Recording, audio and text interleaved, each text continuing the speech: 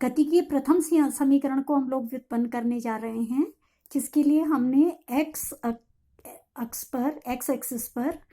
समय को प्लॉट किया हुआ है,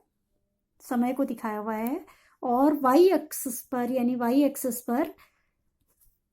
वेग को दिखाया गया है एसआई यूनिट्स में मीटर पर सेकंड और समय सेकंड में लिया गया है। जब हमने वस्तु को देखना शुरू किया, यानी कि लिया गया समय 0 है, इसका एक्स कोऑर्डिनेट यानी एक्स निर्देशांक एक्स एक्सिस पर हमने समय को दिखाया गया है, तो पहला कोऑर्डिनेट एक्स है, एक्स कोऑर्डिनेट 0 है, यानी कि लिया गया समय 0 है। तो जब हमने वस्तु को देखना शुरू किया तो वो माना u वेग से गतिमान थी, ये उसका प्रारंभिक वेग था, और t समय में समय बढ़ता चला गया और उसका वेग भी बढ़ता चला गया। तो इस प्रकार से वस्तु की अब नई स्थिति ये हो गई, t समय में उसने v वेग प्राप्त कर लिया, t समय में v वेग, समय की वैल्यू t हो गई और वेग की वैल्यू v हो गई। इन दोनों बिंदुओं को मिला देने पर ये हमें ग्राफ प्राप्त हुआ उस वस्तु की गति का, जिसमें उसका वेग बदल करके u से v हो गया t समय में। चूंकि वेग बदल रहा है तो इसका अर्थ यह है कि गति में त्वरण है और एक सरल रेखा के रूप में बदल रहा है। इसका अर्थ ये है, समय के साथ साथ ये एक सरल रेखा आ रहा है ग्राफ, तो इसमें त्वरण स्थिर है, स्थिर त्वरण, कांस्टेंट एक्सेलरेशन। सपोज ए से ये वस्तु गति कर रही है और परिभाषा हमारी ये कहती है त्वरण की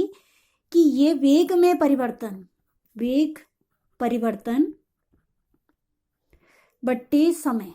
यानी वेग में परिवर्तन समय के सापेक्ष, वेग में परिवर्तन समय के सापेक्ष के बराबर होता है। वेग में परिवर्तन कितना हुआ, u से बदल करके वेग कितना हो गया, v हो गया, वेग u से बदल करके v हो गया। तो a की वैल्यू कितनी आ गई, वेग में परिवर्तन हुआ v माइनस u, u से बदलकर v हो गया, तो अंतर आ गया v माइनस u। और कितना समय इसमें लगा, समय 0 था और अब समय हो गया t समय लगा इसमें। इतने समय में वस्तु के वेग में इतना परिवर्तन हो गया। अब इस समीकरण, ये एक भिन्न है, ये भी एक भिन्न है, एक फ्रैक्शन है, और जब भी दो फ्रैक्शन बराबर होते हैं, यानी कि बाएं लेफ्ट हैंड साइड में बराबर के दो साइड्स होती हैं, एक बायां पक्ष एक दायां पक्ष, और बाएं पक्ष को हम लेफ्ट हैंड साइड कहते हैं, लेफ्ट हैंड की तरफ है ये, और दाएं पक्ष को राइट हैंड साइड कहते हैं, राइट हैंड की तरफ है।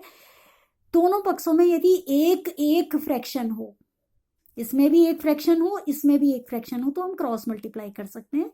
अगर हम क्रॉस मल्टीप्लाई करेंगे तो ये आ जाएगा, इन दोनों को क्रॉस मल्टीप्लाई करेंगे, 1 से ये मल्टीप्लाई होगा, तो 1 into v is v, 1 into u is u, and a into t is at।